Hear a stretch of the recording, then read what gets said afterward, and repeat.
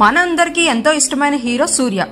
సూర్య అంటే కేవలం తమిళ ఇండస్ట్రీలో మాత్రమే కాదు, ఆయనకి పాన్ ఇండియా లెవెల్ ఫ్యాన్స్ ఉన్నారు. భాషతో సంబంధం లేకుండా. మన తెలుగు వాళ్ళకైతే చెప్పక్కర్లేదు.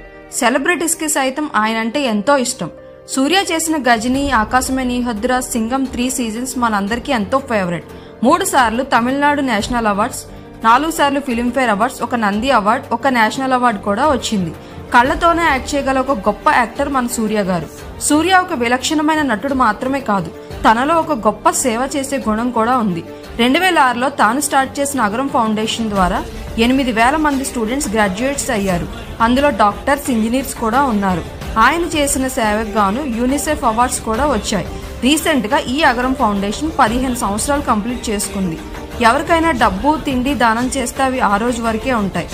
అదే విద్యని దానం చేస్తే ఒక కుటుంబమే మారిపోతుంది, దేశమే మారిపోతుంది.